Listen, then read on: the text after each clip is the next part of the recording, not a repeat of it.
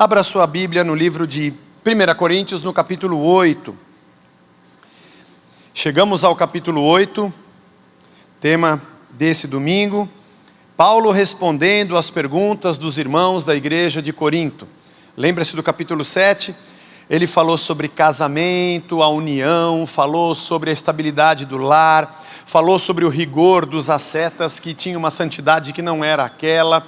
Ele falou sobre viúvos além do casamento, sobre os solteiros. Semana passada, aquela pergunta de um pai que provavelmente tinha uma filha virgem que estava passando da idade e havia uma circunstância de pressão, tanto social como na igreja, sobre casamento. Enfim, assuntos interessantes que vão dando norte para a gente das realidades da nossa vida hoje, no mundo que a gente vive, na cidade que vivemos. E agora nesse trecho do capítulo 8, provavelmente a igreja de Corinto perguntou a Paulo sobre comidas sacrificadas a ídolos. Por que essa pergunta? O que essa igreja estava perguntando? Eu queria, antes de ler o texto, voltar um pouquinho ao primeiro domingo dessa série, quando a gente falou da história da cidade de Corinto. Vida social, religiosa, cultural, como era essa cidade. Para a gente, quando ler o texto, entender o porquê ele está dizendo o que ele está dizendo. Vamos lá. Corinto era formada por gente vinda de tudo quanto era lugar. Gordon Fee diz que o dinheiro atrai gente como carniça atrai moscas. Cidade com 2 portos, lembra-se? Um istmo, um estreito que liga o continente a uma península.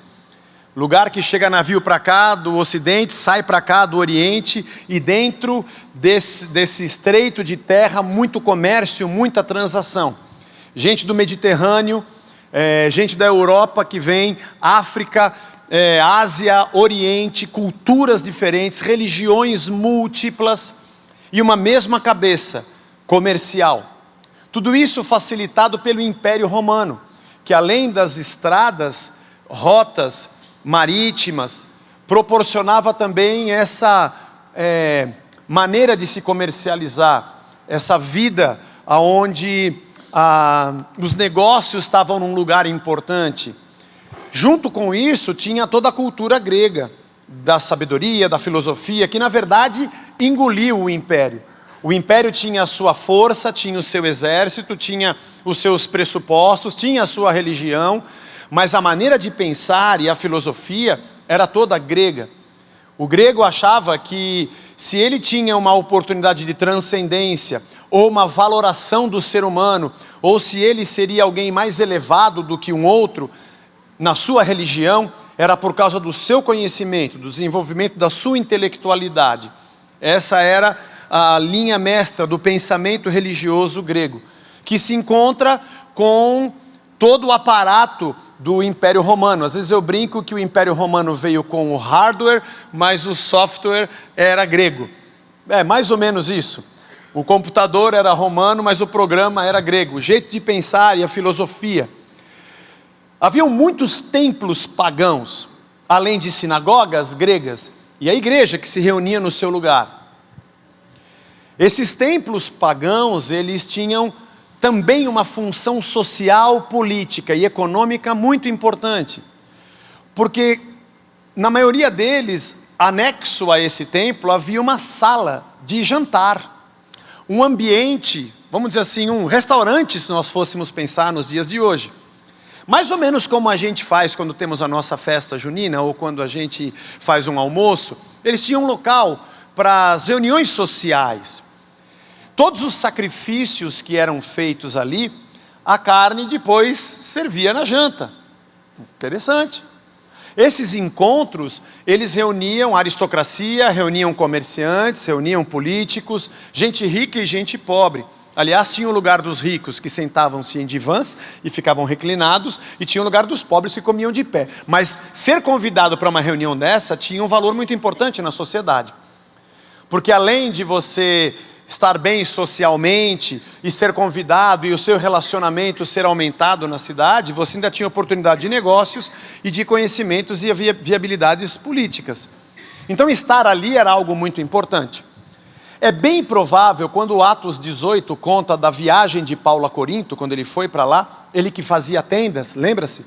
Ele vendia tendas para sustentar o seu ministério. Com certeza conheceu Áquila e Priscila nesse ambiente. Conheceu bem essa vida em Corinto e os negócios da cidade. Paulo tinha um entendimento muito grande, porque ele viveu ali e trabalhou ali.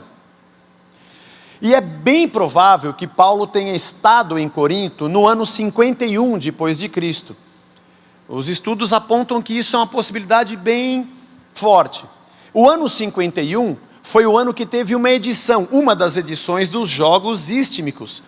Jogos como as Olimpíadas de Atenas, menor, mas muito importante também.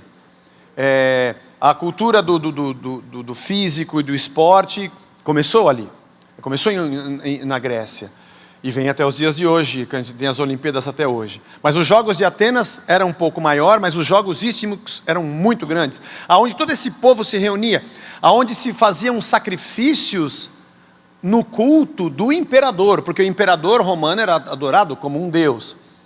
E essa carne era vendida. Aliás, se você depois em casa, como você faz sempre, quando você volta para casa, você vai ler os textos, vai estudar de novo, eu sei.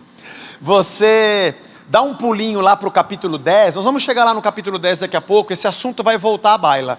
Mas no capítulo 10, versículo 25, Paulo fala também sobre a carne que é vendida no mercado. E que grande parte dela tinha passado pela mão de algum sacerdote pagão e ia vender. E Paulo lá diz o seguinte: você vai lá e compra e esquece de onde veio, relaxa e segue a vida. É nesse ambiente que chega a pergunta para Paulo: a gente deve ou não deve comer a comida sacrificada a ídolos, hein, Paulo? E por que vem essa pergunta? Porque você tem gente se convertendo, gente chegando na igreja, proveniente dessa cultura, dessas religiões, e desses encontros, e desses jantares. E quando ele vai para a igreja, ele abandona tudo isso. Mas quando ele olha na sexta à noite a galera chegando para o jantar, ele vê gente que é da igreja, que tem mais tempo de igreja do que ele, seguindo a Cristo, e que está lá comendo aquela comida. Aí ele fala assim: poxa, então quer dizer que eu também posso, eu vou voltar para lá, eu achei que eu tinha ido embora. E alguns deles, não apenas pela comida, mas voltam a viver a vida na dependência de ídolos. E isso pode ser um problema. E com certeza tinha uma discussão na igreja: a gente pode ou não pode ir lá comer aquela comida? Mas eu sou comerciante, mas eu sou político, mas eu faço parte da vida social dessa cidade. E talvez aqueles que diziam: eu conheço, eu entendo a fé, e eu acho que isso não tem nada a ver, deviam dizer para os outros: você é fraco, você não entende ainda. E essa discussão deveria acontecer. Por isso Paulo começa esse trecho dizendo assim: no que se refere às coisas sacrificadas aos ídolos, ou seja, falamos do casamento, me perguntaram sobre aquele pai, me perguntaram sobre os ascetas, sobre vida sexual, e agora no tocante ao que vocês disseram sobre comidas sacrificadas aos ídolos, reconhecemos que todos somos senhores do saber. O saber ensoberbece, mas o amor edifica. Bom, Paulo já começa esse trecho dizendo assim: peraí, tem alguns dizendo que sabem e que estão certos. A cultura grega também não deixou de abraçar vocês também foram engolidos por ela. Acham que você tem conhecimento e que pode, o outro acha que não tem conhecimento e não pode, você diz que ele é fraco. E geralmente quem sabe mais se sente melhor do que quem sabe menos. Aliás, quem sabe mais manda em quem sabe menos. Geralmente quem sabe mais está no topo mandando, e quem sabe menos está no trabalho braçal, fazendo. Quem sabe mais despreza quem sabe menos. E Paulo diz: mas na nossa vida cristã, não é o padrão de quem conhece, é o padrão de quem ama. Porque o saber só torna você mais orgulhoso, te ensoberbece, mas o amor leva você a edificar. Se alguém julga saber alguma coisa, com efeito não aprendeu ainda nada, não sabe como convém saber. Você acha que sabe, mas você não sabe. Se alguém ama a Deus, esse é conhecido por Ele. Opa! Quer dizer então que não é o quanto eu conheço que me torna melhor, mas é o quanto eu sou conhecido. Paulo vai invertendo algumas linhas de pensamento que faziam parte daquela cultura. No tocante à comida sacrificada a ídolos, sabemos que o ídolo de si mesmo nada é no mundo, e que não há senão um só Deus. A gente sabe disso. Eu sei que você diz que não tem problema, você sabe disso mesmo, e está certo. Ah, eu comi comida sacrificada a ídolo. Não existe ídolo, cara, não tem nada. O único Senhor e Deus é Deus. Nós sabemos disso. Todavia, Para nós há um só Deus, o Pai, de quem são todas as coisas e para quem existimos. E um só Senhor, Jesus Cristo, pelo qual são todas as coisas e nós também por Ele. E prossegue. Entretanto, não há esse conhecimento em todos, porque alguns, por efeito da familiaridade, ou seja, ainda estavam muito próximos, são recém-saídos dessas religiões pagãs, até agora têm familiaridade com o ídolo. Ainda comem dessas coisas como a ele sacrificadas. Se ele comer, ele vai achar que ele está sacrificando, que ele está fazendo um outro culto. E a consciência deles, por ser fraca, vem a contaminar-se. Ele fica perturbado na sua cabeça, acha que não crê mais do que crê. Ou de repente acha que se comer está cultuando aquilo. Não é a comida que nos recomendará a Deus. Nada perderemos se não comermos e nada ganharemos se comermos. Eu estava dizendo aqui nas 9 da manhã que a Bíblia estraga a nossa religião. O que você disse, Paulo? O ídolo não é nada e que a comida não muda nada se eu comer e não comer? É isso que está na Bíblia. Ela acabou de estragar a nossa religião. Vede, porém, que esta vossa liberdade, você pode, mas essa liberdade não venha de algum modo ser um tropeço para os fracos. Aqui tem um problema. Porque se alguém ver você ali, que é dotado de saber, à mesa em templo de ídolo, não será a consciência do que é fraco induzida a participar das comidas sacrificadas a ídolos, e assim, por causa do teu saber, perece o teu irmão fraco, pelo qual Cristo morreu. E desse modo, pecando contra os irmãos, golpeando-lhes a consciência fraca, é contra Cristo que pecais. Está pecando contra o teu irmão, contra o corpo de Cristo. Por isso, se a comida serve de escândalo para o meu irmão, nunca mais comerei carne, para que não venha a escandalizá-lo. Que legal! Que texto interessante para a gente fazer uma leitura para os dias de hoje, porque acontece hoje na nossa vida. Ele começa o trecho dizendo: você acha que sabe e por isso você faz. Nós temos esse conhecimento. Só que o problema é que quando você conhece a Deus, você não se torna alguém melhor do que o outro. Como essa lógica da cultura e da religião grega, de que quanto mais você souber, mais elevado você será. Ao contrário, quanto mais eu conheço a Deus, mais eu entendo o que Ele fez por mim, e mais humilde eu sou. Portanto, quando você acha que você sabe o que você está fazendo, e que o outro é que é fraco e não entende, e talvez você esteja certo, porque nem comer ou não comer tem alguma importância, mas o problema é o que está acontecendo com aquele que tem ainda essa proximidade, e ele acha que se ele comer, ele está fazendo um sacrifício a esses ídolos. Isso vai perturbar a vida dele. Então talvez você não faça, não porque você não pode, mas porque você não deve. Não pela comida nem pelo ídolo, mas pelo teu irmão. Eu sei. Estou lendo o que você está dizendo agora. Sua reclamação. Você não foi na festa da Quirupita. Eu sei. Tudo bem. Você não foi comer macarrão na festa de São Vito. Tudo bem. Nem na quermesse da igreja que tem lá no seu bairro, que tinha uma fogaça incrível, mas você é crente e você não foi. Nem na festa de São João, nem na de Santo Antônio. Eu sei. Talvez você fale, puxa vida, não tinha nada a ver. Pior do que você que não foi, sou eu, que por muitas vezes na minha vida, disse a você para não ir. Então, a sua decepção é menor do que a minha. Interessante isso, né? Aliás, é muito óbvio isso que ele está dizendo. Porque Jesus disse que a gente comeria coisa mortífera, e isso não faria dano algum para a gente. O Jesus disse isso. Aliás, foi Jesus que sentou na mesa com publicanos e pecadores, que tocava em leproso e conversava com samaritano, com gente impura. E por isso os fariseus disseram: o vosso mestre come com pecadores. E Jesus falou: esse cara não entende nada.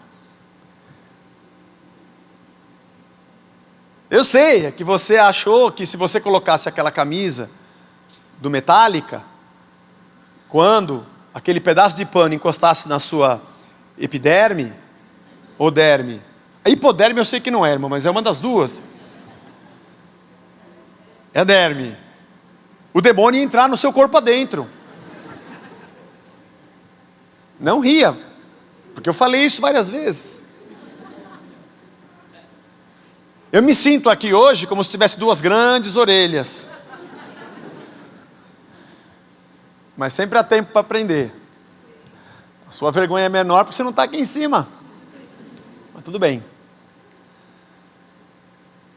Jesus fez isso. E quando Paulo diz no capítulo 10, a gente vai chegar lá, mas vale a pena você ler. Como o que tiver no mercado. Não é isso que faz de você mais cristão ou menos cristão. Jesus não entrou na sua vida porque você comeu uma comida abençoada. Foi?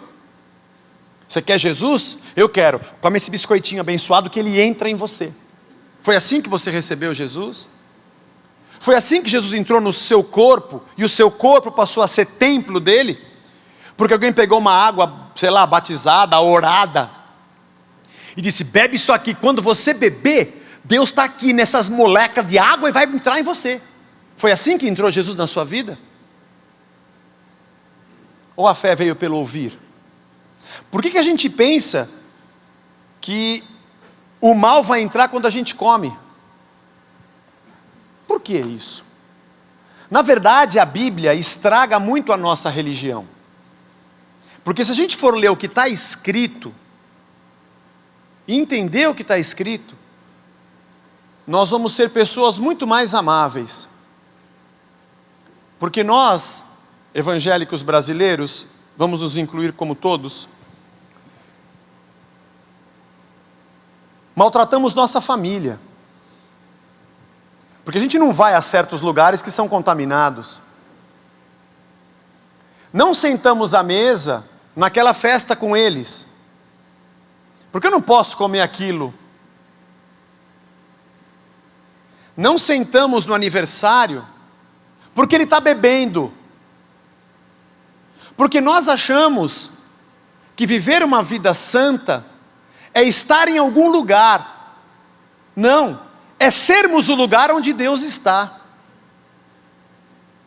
A gente acha que ser santo é tirar do nosso redor o que não é de Deus. E nos esquecemos que andar uma vida em santidade é sermos o lugar onde Deus está. Bom, quando eu era garoto, eu aprendi que cristão não podia ser jogador de futebol. Foi um negócio assim fantástico quando o João Leite, goleiro do Atlético Mineiro, nos anos 70, começou a dar testemunho de Cristo. Depois foi Alex Dias Ribeiro na Fórmula 1. Porque diziam que domingo era o dia do Senhor e futebol tem no domingo. E eu adorava jogar bola, irmão. Modéstia à parte, eu fui bom. Hoje eu sou apenas uma imagem desgastada. Mas eu já joguei muito bem. E aí eu fiz teste no Tamoio de São Caetano, eu passei, minha mãe falou que eu não podia ir jogar bola. Olha só. Eu podia hoje? Sei lá o que eu podia hoje. Irmão, eu sou palmeirense, você sabe disso. Não me sinto mais elevado, apesar de deveria me sentir, mas eu não sinto. Mas tem uns caras lá que eu jogo melhor. Esse eu jogo melhor. Não vou falar porque vai que ele assiste a pregação.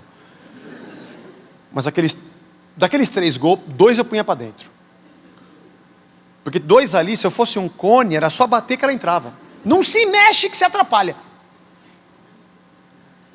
Mas eu não pude ser jogador que minha mãe não quis.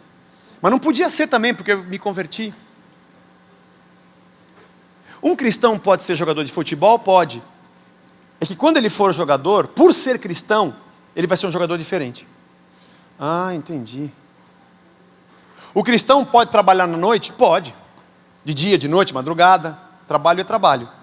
É que porque ele é um cristão, o jeito que ele vai executar o trabalho dele vai ser diferente. Porque na verdade não é o lugar em que ele está, mas o lugar que ele é. E o Deus que habita nele, que que muda as suas atitudes.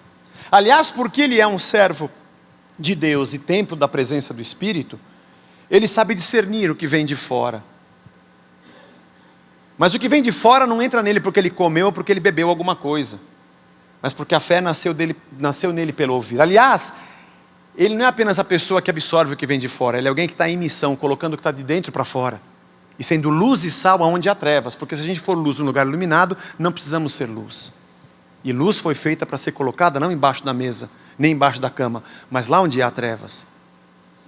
Quanto a isso, é o que Paulo explica, é o que ele diz a esses irmãos de Corinto. Mas a coisa mais legal desse texto não é isso. Você pensou, né? Puxa, eu já vou sair daqui. Não, não é isso. Isso não é o mais incrível.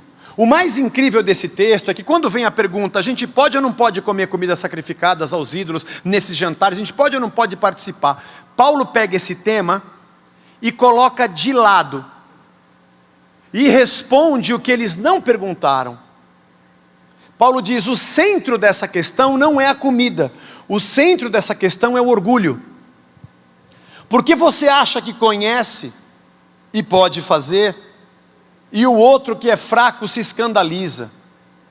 O centro dessa questão é que apesar de poder, você não faz porque não convém, porque você pode golpear a cabeça de alguém, a consciência de alguém. E aqui nós temos a beleza da vida comunitária. No centro dessa questão não está o que eu posso e o que eu não posso, porque todas as coisas me são lícitas. Alguns domingos atrás nós lemos um pouco acima no texto, mas nem tudo me convém. O homem é um ser comunitário, e a proposta de vida de Deus para nós é comunitária, porque Deus é uma comunidade. Deus é trino, inimaginável ou impensável, inexplicável. A gente procura figuras para tentar explicar como é isso, mas Ele é um ser que nos ensina a sermos o que Ele é. Eu não sei se você já parou para pensar, mas não teria razão de eu e você termos uma missão se não houvesse alguém diante de quem nós missionássemos. Não teria razão de termos dentro de nós o Espírito que nos dá um fruto de bondade, alegria, paz, amor, mansidão, se não tivesse alguém para quem eu fosse bom ou misericordioso. Não teria razão eu e você de termos dons de Deus, palavra de sabedoria, palavra de conhecimento, de orarmos por cura, ou aquele que contribui, ou que lidera, ou aquele que exerce o seu ensino, se não houvesse alguém para quem isso fosse feito. Não haveria sentido de haver uma vocação de Deus para nós, porque não teria razão de haver vocacionados se não existissem pessoas que seriam atingidas pela mensagem daquele que tem a vocação. Porque a vida em comunidade pressupõe uma abnegação, porque tudo que Deus me dá me transforma portador de algo para alguém. Por isso os dons na igreja não existem para que eu me sinta melhor do que você, porque quanto mais eu conheço a Deus, ou quanto mais Ele me conhece, não me torna alguém superior a você, mas me torna servo, porque o que eu tenho é para você e não para mim. O vetor dos dons, o vetor do serviço, o vetor da vocação, não aponta para mim mesmo. Não teria sentido de eu ser pastor se não tivesse ninguém aqui para ouvir. E vocês não estão aqui a ouvir para que eu seja cheio da minha liderança e me torne mais importante, para que eu seja abnegado e me prepare para que possa trazer algo melhor a cada domingo. Se nós passarmos isso para a nossa vida como um todo, quantas coisas você como marido vai dizer para mim, Zé, eu falei para ela, eu estou certo. E eu diria a você, não importa o que está certo, você não deveria fazer porque isso machuca ela. Ou você que é mulher dizer para mim, mas eu já gritei com ele, e aqui ó, vimos nós dois, fala quem está certo. E eu vou dizer para vocês, não importa quem está certo, não importa o que é lícito e permitido, importa é o que convém. Talvez você colocaria uma bigorna na cabeça do teu filho para dizer eu estou certo. Quer ver? Vamos lá falar com o pastor. Rapaz, a gente é juiz de cada coisa que você não imagina. Mas enfim. E eu vou dizer a você, tá, você tem conhecimento, né? Você sabe mais do que ele. Mas aqui não importa o quanto você sabe para se sentir mais elevado. Importa o quanto você ama para torná-lo mais perto de você. E assim também o filho. Que talvez uma reunião nossa de jovens vai dizer, pô, Zé, eu já falei para meu pai sabe, é velho, cabeça dele, e eu bato de frente, e eu vou dizer para ele, você está certo. Eu já fui no encontro de homens com o teu pai, e ele é um cabeça dura mesmo. Mas eu vou dizer a você, se você acha que você sabe mais e ele menos, então ame mais. Porque se você sabe mais e você golpeia quem não sabe, a tua sabedoria só te ensoberbeceu, mas não ajudou nada nas tuas relações. Aliás, igreja é o lugar onde a gente disputa cargos e posições. Quem vai ser o chefe? Quem está mais preparado? Ah, o irmão lá foi escolhido para ser o líder, mas eu sei mais. O outro irmão sabe mais. Não sei se isso acontece aqui na igreja, eu acho que não. Acho que a gente vai bem tranquilo quanto a isso. Mas isso é um absurdo, isso é o Aldo Borogodó. Não tem como isso acontecer dentro de uma comunidade chamada Corpo de Cristo, porque se eu sei mais, eu sou mais servo. Aliás, se eu sei mais, eu sou a pessoa que mais dá oportunidade para que outros aprendam comigo e cresçam, porque eu recebi de graça e de graça eu dou. Paulo tira do centro da questão se deve ou não, se pode ou não pode. Para nossa sorte, ele falou que pode, mas tudo bem. Mas o que ele está querendo dizer é que isso é muito pouco importante, visto que nós somos uma comunidade. O mundo que a gente vive hoje, na pós-modernidade, tem uma frase que resume bem o pensamento filosófico de todo ser humano da nossa era. Todo não, mas grande parte. Você pode ser o que você quiser. Isso está nas novelas, está nos filmes, está nas músicas, está nos comerciais de televisão. E isso é libertário. O quê? Eu é que vou dizer o que eu sou? Eu rompo com as instituições, com os valores absolutos, e eu vou valorar a minha verdade, dizer o quanto eu estou certo para mim. E eu estou certo para mim. E você vai ser o que você quiser. Me lembrei hoje de um filme evangélico, Saramandaia, dos anos 70, acho que foi. Tinha um cara que saía formiga pelo nariz, lembra? Saía formiga pelo nariz. A mulher que explodiu de tanto comer. Acho que foi Saramandaia ou foi no Bem Amado. O Bem Amado foi o que ele fez no cemitério e ninguém morria na cidade. Depois ele morreu e inaugurou o cemitério.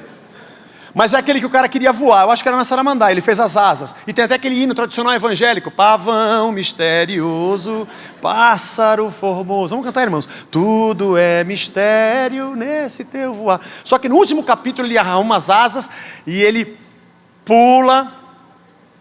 O Toy Story copiou isso do Saramandaia. Porque o Buzz Lightyear pulou da escada e ele viu que ele não voava. Ele era só um brinquedo com luzes. Você é um brinquedo de uma criança. Você não pode ser o que você quer ser. É claro que você pressupõe na sua equação a inexistência da variável Deus. E quem tira Deus da sua equação vai ter que ser o que quiser ser, porque não tem nada de onde ele veio e nada para que ele seja. Junto com isso, se eu tirar Deus da equação da vida, eu não vim dele, não existo por ele e não retornarei para ele. Minha vida é só isso aqui. Por isso nós vivemos hoje uma busca desenfreada por prazer, a qualquer custo. Eu não quero saber se eu vou machucar alguém, eu quero saber de mim. Eu fiquei com você até agora, mas eu não gosto mais de você, agora eu gosto daquele, eu gosto daquela. Eu nunca vou julgar o que eu sinto. Eu nunca vou julgar a minha razão contra mim mesmo, mas é contra os outros que não me dão o que eu quero. Então eu pulo de galho em galho sem parar. Porque eu tenho que fazer da minha vida o que eu quiser fazer para que eu seja feliz. Salomão diz que tudo é vaidade e correr atrás do vento. E enquanto eu busco desenfreadamente para ter prazer a qualquer custo, porque o tempo está passando, a minha vida vai acabar, eu chuto quem estiver do meu lado. Eu sei que você vai ficar magoado comigo, eu sei que você vai ficar magoada comigo, mas não dá mais. Eu sei que meu filho vai sofrer com isso, mas paciência, eu também já sofri, eu preciso ver o meu lado. Como Jesus, foi isso que ele fez. Ó pai, passa de mim o cálice, não dá. vou voltar para o céu. Ou o ladrão da cruz que disse, olha, ele não tem pecado nenhum, nós temos. Isso, eu não tenho nenhum, pode me tirar daqui. Era certo ou errado ele morrer por um pecado que não cometeu? Era certo ou não ele voltar à eternidade sem sofrer o que sofreu? Mas ele não procurou o que era certo ou o que era errado. Ele agiu pelo amor por aqueles que estavam perdidos. Por isso nós, como cristãos, que sabemos que a nossa origem é Deus, a nossa existência se dá nele, em Deus, e o nosso destino é o Deus que a gente crê, é dele que a gente sai, é por ele que a gente vive, e é para ele que a gente volta, porque dele, por ele e para ele são todas as coisas.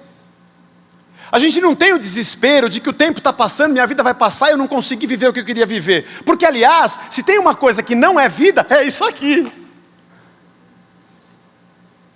Diante da consciência de que Deus me deu a eternidade, o que é temporal e passageiro perdeu o seu valor.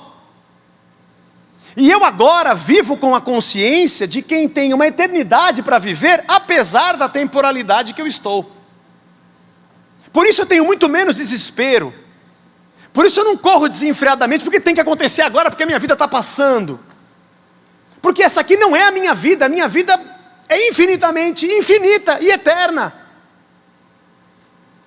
Isso só pode acontecer comigo se essa chave virar na minha cabeça. E aí, o desespero de pessoas que vão se desligando de pessoas e se conectando a tudo que puder, a outras que depois descartam e a outras que depois descartam. Modelos, opções de vida para tentar trazer valor e prazer à minha vida. Enquanto eu busco o que eu nunca tenho, eu jogo fora o que eu tenho. E as minhas justificativas de saber, de conhecimento, de que isso é justo, isso é correto, eu estou certo, você está errado, você está errado, você está errado, você está errado. Com certeza acaba num lugar onde eu não tenho. Porque eu corro atrás da vida e eu não sei o que é a vida. E a vida é uma pessoa chamada Jesus Cristo. Apesar de não ser uma pessoa que tem uma idade muito avançada, vou ter mais experiência quando eu chegar aos meus 60, 70, até onde Deus permitir. Mas mesmo na curta caminhada pastoral, eu já vi muito essa história. De gente dizer assim, não devia ter separado do primeiro nem do segundo. Besteira. Eram boas pessoas. Os problemas que eu encontrei são os mesmos. Ou gente que no fim diz, eu corri atrás do que não conseguiria alcançar e joguei fora tudo que eu já tinha. O interessante é que pessoas que jogam tudo fora, porque estão procurando um lugar de prazer, quando se veem sozinhas, falam, pô, ninguém me ama, eu sou minoria, ninguém me aceita. Esse é um movimento paradoxal que a gente tem nos dias de hoje. Gente que despreza o coletivo pelo que é individual, mas se sente vazio por não pertencer à comunidade que ele mesmo desprezou. Isso vale para a tua família. Isso vale para você envelhecer ao lado dos teus filhos e netos. Isso vale para você pensar muito nessas tuas discussões vazias e bestas sobre certo e errado. É que você está tão louco para ir comer a comida consagrada e fazer um bom negócio, ainda que seja plausível, ainda que seja possível, é que você acha que aquilo é vida, e não a pessoa que está ao seu lado. É que você acha que trabalhar que nem um doido para ter muito dinheiro é isso que é vida. Não tem nada de errado você trabalhar e ter dinheiro. O problema é você chutar a sua mulher para fazer isso, e achar que ela está errada, e você está certo, e colocar a goela abaixo dela, a vida que você escolheu que não é vida. Porque nós não compreendemos que Cristo nos chamou para ser parte do seu corpo. E que vida cristã é comunitária. E comunidade pressupõe abnegação. Eu poderia, mas eu não faço, porque eu te amo. Aliás, amanhã, segunda-feira, você vai chegar no trabalho com esse texto já no seu telefone, para esfregar no nariz do cara que te enche o saco porque você foi na festa junina. Não, você não vai fazer isso. Porque apesar de você saber, você não vai usar o teu saber para machucar quem não sabe. Você vai demonstrar amor. E na frente dele você não vai fazer. Depois você faz. Porque você o ama. Mais importante do que provar para ele que você está certo, é tê-lo como seu irmão. Porque se você provar que você está certo, de raiva ele vai se afastar de você. Mas se você demonstrar amor, ainda que ele seja diferente, ele vai estar perto de você. Isso vale para a nossa vida como igreja. Isso vale para a nossa vida com o nosso esposo e esposa. Isso vale para os nossos filhos. Que talvez seja um dos pontos mais difíceis da nossa vida como pais. Porque a gente aperta os botões do controle remoto e ele não atende mais aos nossos impulsos. Eles já são donos do próprio nariz. Quando eu descobri que eu era dono do meu próprio nariz, eu fiquei... Era proprietário de um latifúndio, um negócio... Eu não fiz nada, só herdei, né? Ele já é dono. Ele sabe o que fazer. Ainda que você, que sabe, nós vejamos os descaminhos de alguém que está loucamente correndo para buscar uma coisa que não sabe que não vai ter. A verdade, irmãos, é que o modelo de dizer eu sei e você não sabe, Paulo está dizendo não funciona. Eu sei que muita gente ao teu redor vai encher a sua paciência dizendo que você tinha que ter feito. Porque senão ele vai se perder. E você vai dizer que se eu fizesse, eu o perderia. Pode ser que ele se perca, mas eu não o perdi, ou a perdi. Ainda que eu esteja certo. Esse pensamento vai longe, irmãos. Se fala muito sobre tolerância nos dias de hoje. Aliás, se prega uma intolerância, dizendo que isso é tolerância. Só o cristão sabe o que significa isso. Só o Cristo que foi para a cruz. E quando desceu, sabe quando ele desceu aqui? Falta 5 minutos. Quando ele desceu na terra, a nave, Jesus, desceu a nave Maria, barriga. Ele se entendeu. Houston, we have a problem. Pai, o bagulho é louco aqui. Então, filhão, chega aí e escolhe 12. Escolhe 12 cara bom. Achou 12? Achei muitos. Tem muito mais que 12 aqui. É que o senhor falou bom. Aí, pegou. Tirando eu, só mundo decaído. Mundo do pecado. Eu brinco, você acha que Jesus escolheu aqueles 12 porque tinha uma vocação, tinha um plano. Olha, eu não vou entrar na cabeça de Deus, tá? Os seus destinos, os seus propósitos, eu não sei. Mas o que eu não posso falar para você é que eles eram 12 perfeitos. Porque isso eles absolutamente não eram. Eu sempre brinco que ele fala assim, pai, não tem 12 bom. O que eu pego? Pega 12. Obviamente que ele é Deus. Havia um propósito, um coração a ser transformado. Não vamos entrar nessa questão agora, da vocação. Não vamos entrar nisso. O que eu estou querendo dizer a você, simplesmente, é que Deus não escolhe quem está bom, porque não tem ninguém bom. Ele só escolhe quem ele escolhe. No céu a gente pergunta para ele por quê. Mas uma coisa eu tenho certeza, não é porque a gente é bom. A gente sabe, quando a gente sabe um pouquinho mais, a gente já pisa. Eu achei engraçado, o Ed René ontem postou uma frase do Spurgeon que eu dei risada, que fala assim, se alguém disser que você é mau, não fique triste, você é pior do que essa pessoa imagina. É verdade. Você falou que eu sou ruim? Fica feliz que ele achou só isso, porque tem mais coisa que ele não sabe de você.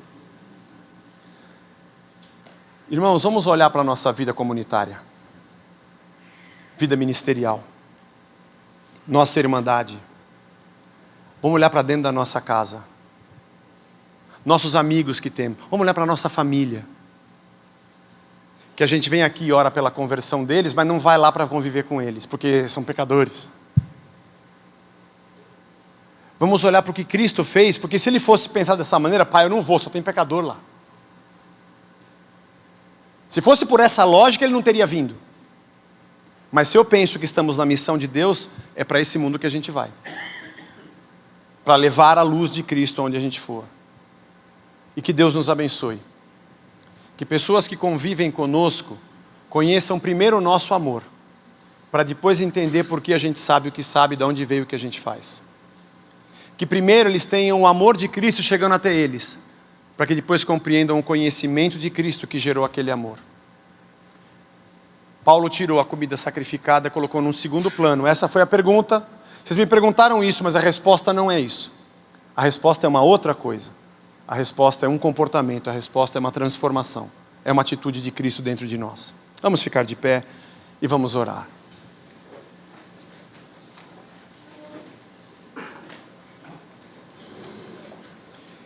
Senhor Jesus, muito obrigado pela Tua palavra santa, que tem nos alimentado e nos abençoado. Senhor, muito obrigado. A vida dos irmãos de Corinto, há 2000 anos quase atrás, ainda ecoa suas dúvidas e questões na nossa vida hoje, na cidade que a gente vive hoje. É uma outra tecnologia, mas é o mesmo sentimento humano. E obrigado pelas verdades dessa carta, que fazem a gente enxergar e descortina diante de nós a beleza do Teu Evangelho. Nós não somos libertinos, nós somos filhos Teus num mundo caído.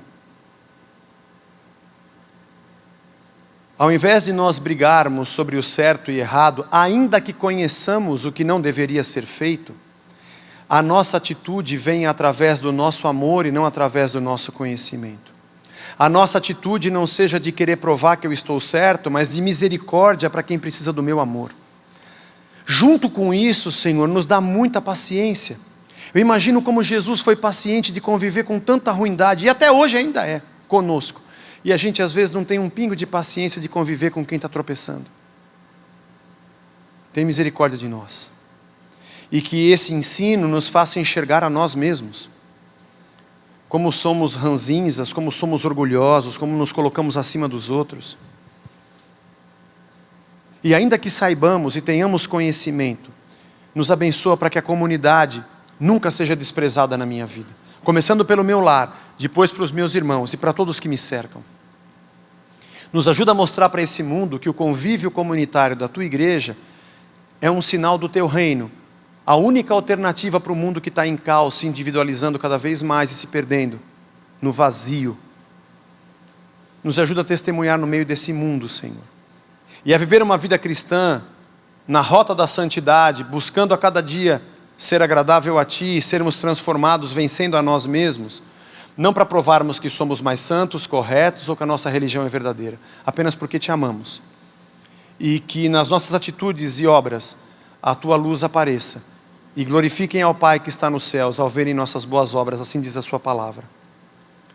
Então nos abençoa, Senhor, e nos enche cada dia mais da Tua sabedoria, do Teu Espírito, e que nós sejamos a Tua igreja, que vive a verdade do Teu Evangelho e o Teu amor. Mesmo nos momentos em que tenhamos que, através do nosso conhecimento, contrapor a um outro conhecimento, possamos fazê-lo sempre numa atitude de amor, demonstrando o que Cristo fez, com todo o discernimento e sabedoria que vem dos céus. É o que nós Te pedimos. Nos abençoa nesta manhã, nosso almoço, nosso dia de descanso, nossa semana que se inicia. Guarda-nos, traz a gente de volta no próximo encontro, na próxima terça, ou no próximo sábado ou domingo, para juntos de novo celebrarmos o Teu nome e crescermos em comunhão. Para a glória do Teu nome, é o que nós Te pedimos em nome de Jesus. Amém. Amém.